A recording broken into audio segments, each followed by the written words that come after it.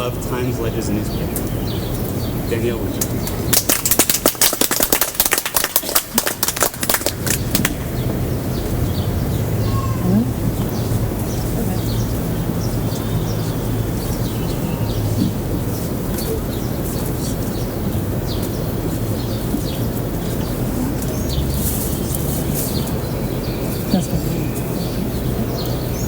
I'm going to read from Small Kind of Death, which is in the first volume of Messenger.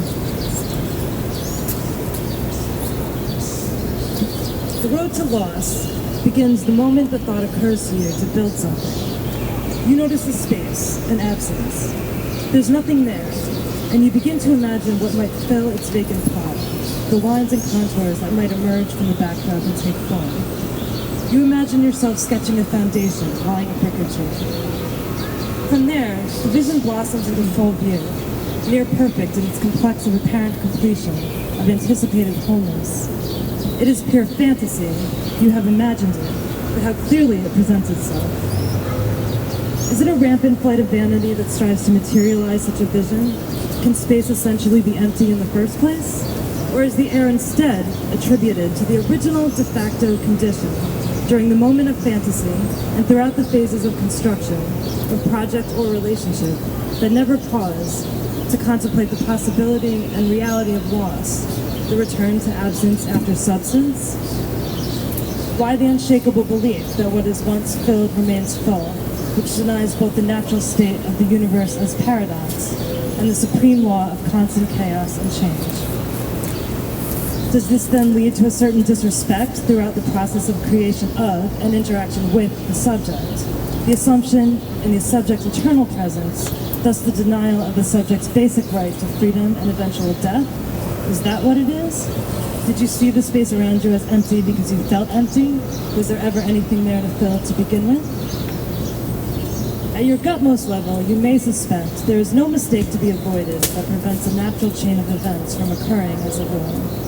Perhaps reluctantly, you might conclude that another force is at play, a larger law of the universe, that of destruction, as predictable as the night after the daylight hours. In the moment, it is experienced as loss, followed up by lack. A closed social environment is a small kind of death. When no air is let, no fresh perspective, the human dynamic teems then begins to stagnate and stench. This exemplifies the interdependency of human behavior, but might also be regarded as something to guard against when a group of people are huddled too close to one another, with no influence from the outside world to serve as contrast, or the necessary antithesis to bring about the next synthesis. The integrity of the identity of the individual may at this point be put at risk. And if the constitution is weak, one being can then infect another and block its vital flow of energy.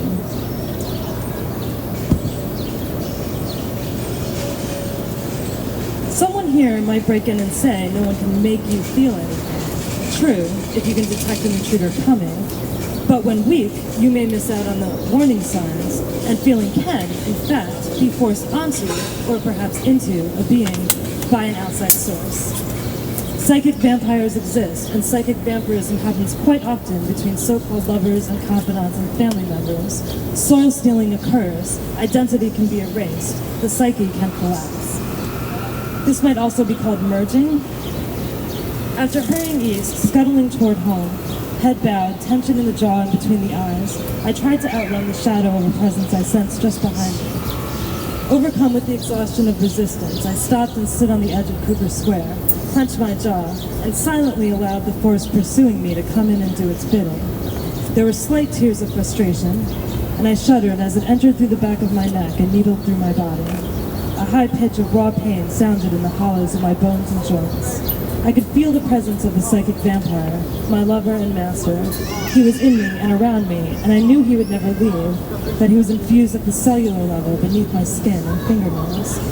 My consciousness would be forever weighed down and provoked by his residence in my flesh and blood for all eternity, as I was no longer alone in my body. From now on, he would share it with me. The absolute dissolution of individual identity, that is what it feels like. Like viruses, vampires attack the spinal cord and dull the senses. I could feel him in me and around me. These are the same words devotees use to praise God, to describe the sensation of the presence of Jesus in their lives. Merging is a common experience not only for those who have been subject to abuse, but also for religious fanatics, the necessary act of dismantling the self in order to surrender to a higher power. In the religious, sexual, or creative experience, the sensations are often those of euphoria, but the loss of core self occurs on either end of the emotional tonal scale. Luckily, mind and body are resilient, and at this point the word living should have a double meaning. To put it crudely and in the language of an inspirational greeting card, there's existing and then there's living, which denotes a state or sense of wakefulness, mindfulness, awareness. Existentialism puts existing on the wakeful end and being on the brute one, but no matter. When well trained, one can spot the oncoming slaught of an episode or intruder, and often carefully sidestep it, or at least assess a course of action to address it. When one is at risk, the opposite is true. An infestation or possession becomes possible. One being can encompass the other, or else an equally dynamic mesh occurs, and the two each begin the process of decay. Closed systems may include monogamous relationships, nuclear family units, familial ties, social cliques, office environments, church families, cults. It seems simple enough. When relationships become symbiotic, the beings appear to draw from a shared store of resources, and without replenishment, the store dwindles until, like a starved body that begins to burn muscle to survive, the relationship bonds start to eat themselves, sending the same energy through the same cycles, thus depleting the hosts. At this point, one or both parties shut down, or one or both parties escape, and begin the process of healing, and often move on to seek another source on which to feed. How to protect yourself, how to watch out. How does one know what happens on the abstract planes of the soul? One of the maxims of the Yoga Sutra makes it clear, only a part of what happens in the subtle body and in the energy channels is manifested on the physical plane. Listening to instinct is intangible, but it produces tangible results. When deep in the thick of the possession, I searched for proof that something was wrong. I studied my face in the mirror and saw dark circles under my eyes. I held out my arms and tried to fill up the space of my skin, but remained unconvinced there was actually a connection between consciousness and flesh. When I sat to try to relax, I slouched, my face screwed into a scowl, and I sucked on cigarettes until my throat was raw. There was a churning in the head, the toil of fixation. Think about something else, a friend commanded, but it wasn't possible. The body had begun to shut down, and would continue on its trajectory until it exhausted itself. What is soul stealing? When vulnerable chunks of the being's essential energy field are unhinged, loosed, and mined in the process of symbiotic union, mesh, or merge with another being. At its worst, the victim can no longer live without close interaction with the one who now possesses a vital part of him or herself. If kept away too long, the sense of incompletion or lack can be terrifying, provoking rapid heart rates, sweaty palms, shortness of breath, chest pains, numbness in the limbs, and a perpetual sense of aggravation and restlessness, driving the victim to extremes to reunite with himself through union with another. If this exchange happens simultaneously, the two will possess acute and physiological need for each other. However, when the distribution of power is unbalanced, and the stronger party mines from a weaker party, the master-slave dynamic is established. The physical sensation of mild psychological invasion is a creepy annoyance, provoking a slight crawl across the skin, perhaps a ringing behind the temples, or an agitated tremor deep in the bloodstream. When someone mines a chunk of your soul, however, the sensation is as though an internal organ has been removed. You experience the sear of opening up. The opposite of an amputee's illusion of feeling limbs where there are none, the perception is, as you would imagine, as though space exists where the body used to be, and the body, which knows that it's losing the focused, unified energy current necessary to sustain it, screams for the psyche's attention. The psyche, distracted in the effort of doing damage control with the central nervous system, tries to push the body forward through its daily functions, until a head-on collision between body and psyche forces either or both into crisis, mania, or catatonia. That's an excellent. Thank you. Yay!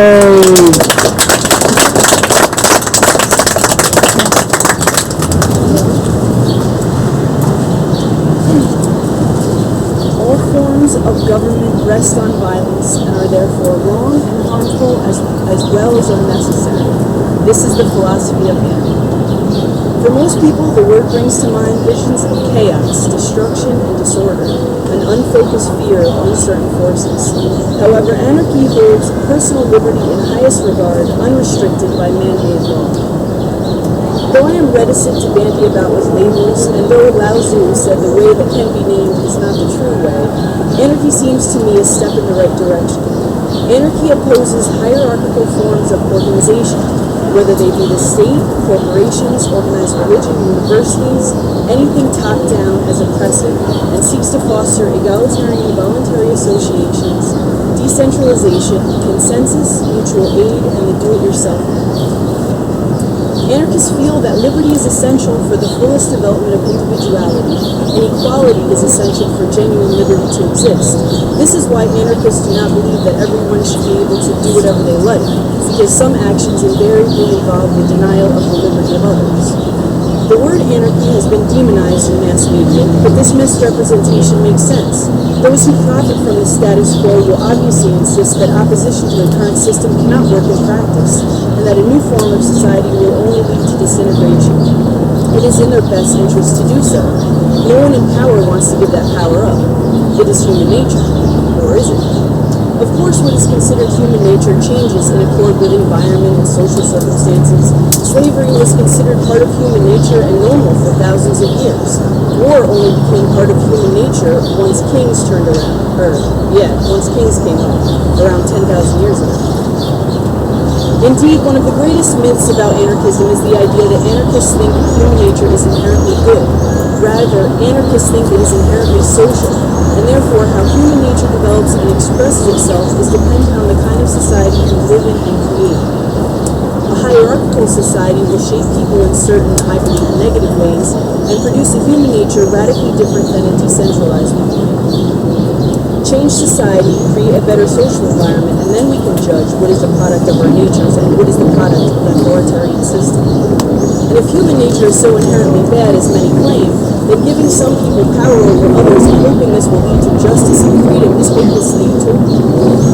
Every example of the government falling and the resulting chaos is used to dismiss anarchism as unrealistic. The media loves to proclaim a country to be falling into anarchy whenever there is a disruption in law and order that takes place. But there is a basic mistake being made here, assuming an anarchist society without anarchists. An anarchy made up of people who still have the need for authority, convenience, status, will soon become authoritarian again because the strength of the government rests not with itself but with the people. As George Barrett said, a tyrant's strength lies not in himself but in the superstition of the people who think that it is right to obey him. So long as the superstition exists, it is useful for some liberator to cut off the head of tyranny. The people will create another, for they have grown accustomed to rely on something outside themselves. Because we live in a society in which virtually all forms of organization are authoritarian, this makes them appear to be the only kind possible. Anarchists are not fatalists or genetic determinists, but believe in free will, which means that people can change the way they do things, including the way they organize society. Once you drain the vitality from people at work, they're likely to submit to hierarchy and expertise in everything they're used to, Bob Black said. From the moment we are born, humans are forced to conform. We are institutionalized in school, having no control over when or what we learn. We are told what time to eat, to raise our hand to use the bathroom. We are honed into compliant little worker bees, ready for the 9 to 5, selling our time for nickels and dimes. We are sold a false reality, plugged into the pretty colored box of distractions, content to be wage slaves, trading real contact for the perceived bond with American Idol contestants.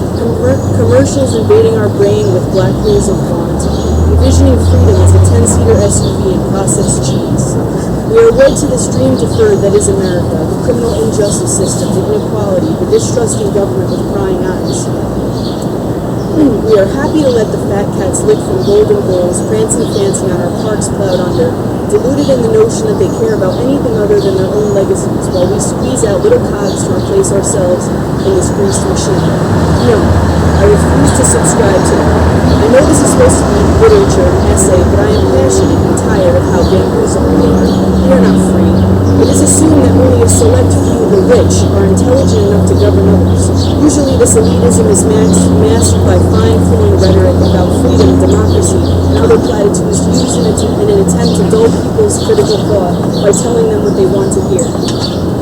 I try to talk to people, share ideas. My brother says to me, I'm a simple man. I just want to work, come home, have a nice meal, watch some TV, get laid, go to bed, then get up and do it again. How can I blame him or anyone? We have all been conditioned out of thinking for ourselves, told what's best for us by supposedly self-appointed experts. When I attended the last anti-war protest at the Pentagon to mark the anniversary of the American Empire's war on Iraq, I was marching with some 50 or 60 fellow anarchists when we diverged from the designated route. Unsure of where we headed, we pressed on regardless, realizing soon afterward that we had marched onto a small loop road adjoining the main path. No one knew what to do. Should we stay, go back, march on? Even anarchists needed someone to tell them where to go. So insidious is our culture, we have been raised browbeaten without the ability to question and think critically for ourselves. So, out of my desire to maximize individual and therefore social freedom, I wish to dismantle all institutions that repress people. I am an anarchist. I believe in a place where time is not bought, sold, or leased. For many people in North America, the problem is not just poverty, but lack of time. This is the consequence of a time-obsessed society, with its scarcity model, the foundation of capitalism. Capitalism has evolved to be efficient through brutal self-interest and the desire to prosper. The moment something becomes co-opted, owned, and created by corporations, it is out of the hands of ordinary people and is lost. Capitalism teaches us that we are data blips, dots, and demographic charts that are born to work, commute, consume, and eventually die. Every fiber in our bodies knows something else exists beyond this depressing cycle, and we yearn for real connections with other people and ourselves. Anarchy is not just a political strategy or a collection of tactics. Anarchy is a web of conscious connections. Anarchists seek a society in which people interact in ways which enhance the liberty of all rather than crush the liberty and so potential of the many for the benefit of the few. Anarchists do not want to give others power over themselves, the power to tell them what to do under the threat of punishment if they do not obey. Perhaps non-anarchists, rather than be puzzled why anarchists are anarchists, would be better off asking what it says about themselves that they feel this attitude needs any sort of explanation. Leaders are neither necessary nor desirable. I reject the idea that power and domination are necessary for society. Anarchy is a philosophy against coercive authority, against any inequality of power or privileges between individuals. I am a fanatic lover of freedom and liberty. Because humans are thinking creatures, to deny them liberty is to deny them the opportunity to think for themselves, which is to deny their very existence as humans. Society, while shaping all individuals, is also created by them through their actions, thoughts, and ideals. Challenging institutions that limit one's freedom is mentally liberating, as it sets in motion the process of questioning authoritarian relationships in general. We should not forget that capitalism and state power, to a great extent, is power over the minds of those subjects backed up by size and forms. As long as this holds, humans will acquiesce to ability to question and interpretation as the normal condition of life. As Bertrand Russell once said, an anarchist does not wish to abolish government in the sense of collective decisions. What he does wish to abolish is the system by which a decision is enforced upon those who oppose it. One of the challenges I and others face as anarchists is to transform a society of passive consumers into active and creative participants in their own futures. There is no single vision of the future. There are no easy-to-digest definitions or 50-10 steps to liberation. As children of the empire, do we fight among ourselves for the scraps, or do we mutiny against our mad captains? As I've said, there's no secret for revolution, no master theory. Revolution is absurdly simple. Go out and meet folks who are just as passionate as you are, and if they don't realize it, help them along the way. Combine forces, scheme, and make plans. Then do it. The power of the old system will eventually collapse like the house of tattered cards that it is. In the words of Max Stirner, the great are great only because we are on our knees. Let us rise. In conclusion, I'd like to say this.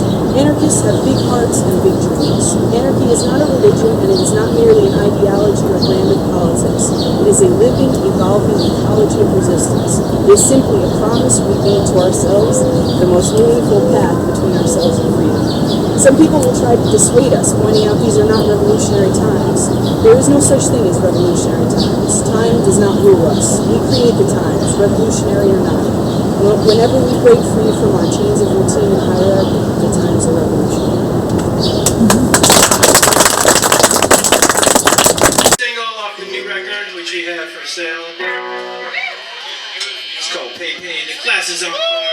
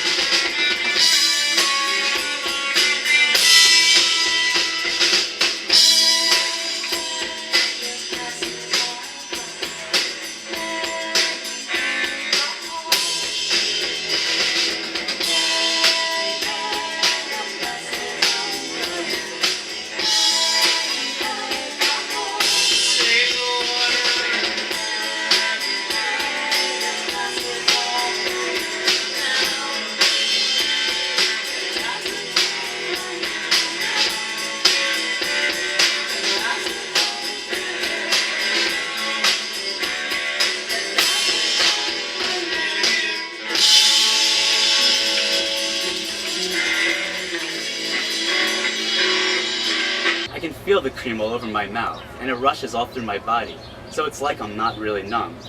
It's almost like it. Let me apply the cream to your penis. It would make me happy. I couldn't do that, Precious. That would be the dark ritual. It would be wrong. It wouldn't be natural.